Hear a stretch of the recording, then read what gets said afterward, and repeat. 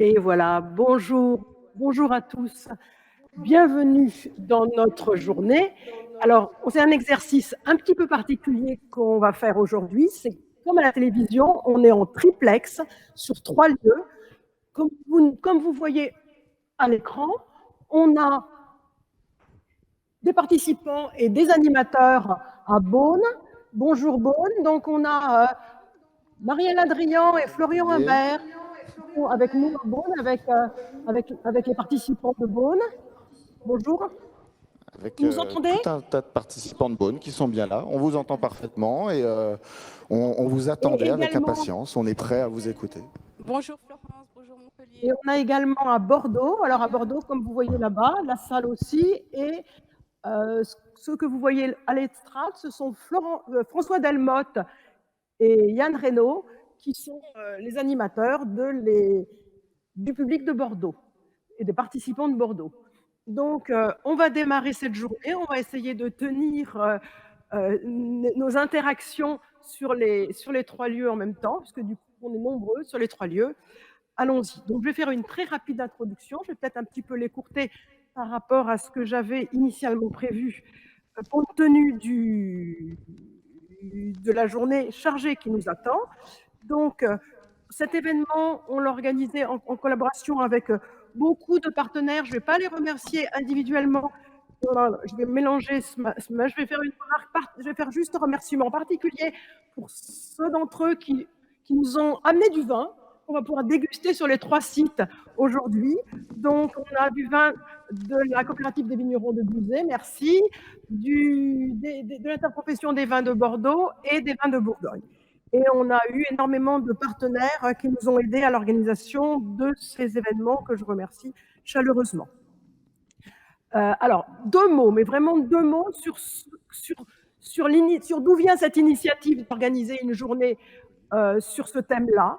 Hein. On a un programme de recherche qui s'appelle Cultiver et protéger autrement, qui s'ancre dans un constat qui est un décalage en fait entre les volontés politiques, que ce soit au niveau national ou au niveau européen, de réduire les pesticides. Donc les courbes que vous voyez là, c'est pour vous dire depuis 10 ans ou depuis 15 ans ou depuis 20 ans, les consommations ou les ventes de pesticides ne bougent pas malgré des objectifs, des volontés politiques.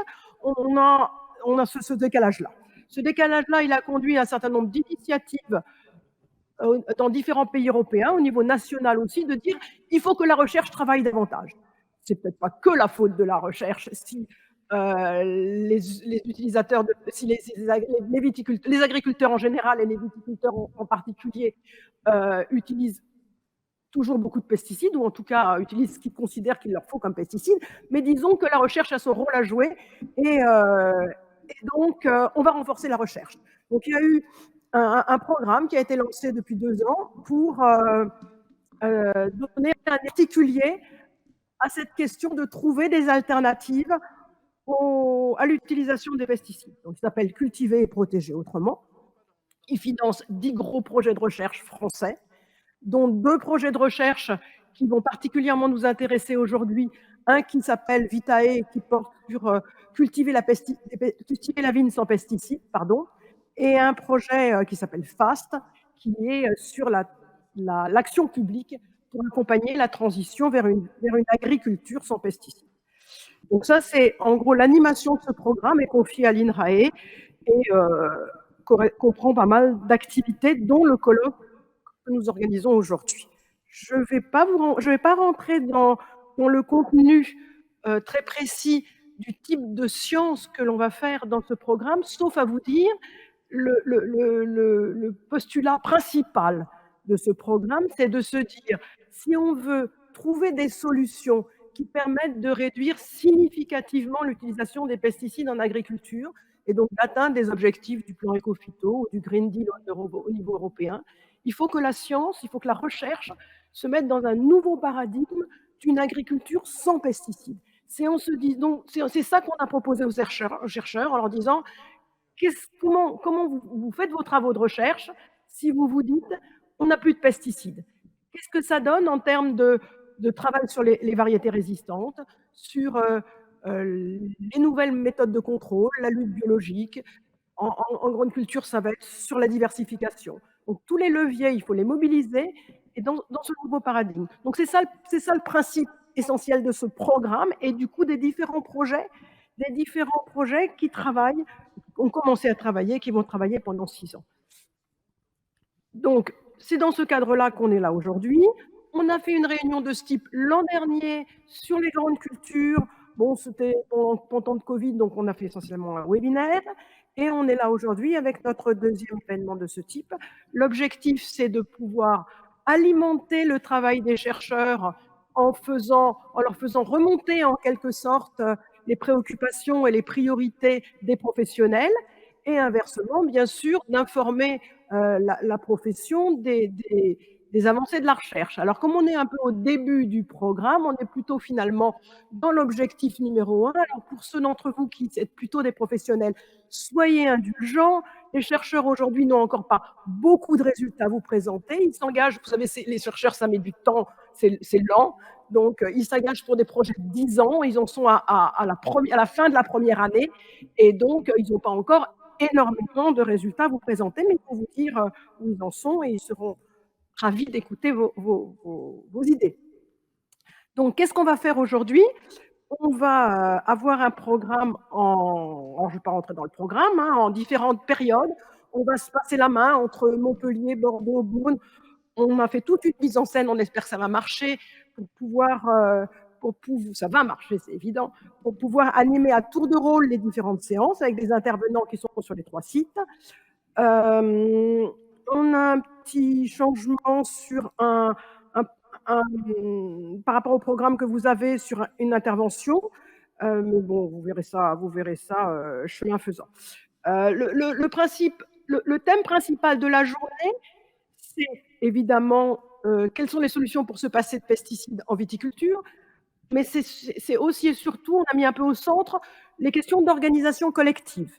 On ne va pas rentrer extrêmement précisément aujourd'hui sur des questions relativement techniques ou d'avancées biologiques sur les questions de résistance. On a voulu mettre l'accent principalement sur ces notions de coordination intra-acteurs, parce qu'il nous semble que c'est une question particulièrement importante et que les 2 projets dont je vous ai parlé vont traiter à leur manière, hein. Pourquoi on considère que la coordination entre acteurs est indispensable et comment est-ce qu'on peut l'analyser et l'envisager? Alors, comment on va s'y prendre du coup pour travailler correctement sur les 3 lieux? On est en triplex. On va avoir chaque intervention, on a prévu une demi-heure par intervention. On va s'en tenir à 15 minutes de présentation. Donc, on sait que pour les intervenants, ça va être très dur parce qu'il faut parler. Voilà, c'est ce qui est en train de m'arriver là, hein. J'avais prévu 15 minutes. Eh bien, je suis presque en train de les dépasser. Donc, je vais m'arrêter. 15 minutes par présentation. Et ensuite, on va faire des échanges en prenant successivement les questions dans les 3 salles. Vous allez voir, ça va bien se passer. Ceci dit, ça peut être relativement frustrant pour certains d'entre vous parce que vous avez levé la main et on ne vous a pas donné la parole. Donc, on a mis en place 2 autres modalités pour que vous puissiez parler. Un fil Twitter. Donc, pour ceux d'entre vous qui savent se servir ou qui ont l'habitude de servir Twitter, je sais que ce n'est pas le cas de tout le monde, ce n'est pas mon cas, mais bon, voilà. Si certains ont envie de faire par Twitter, il y a quelque chose qui s'appelle #RCP22.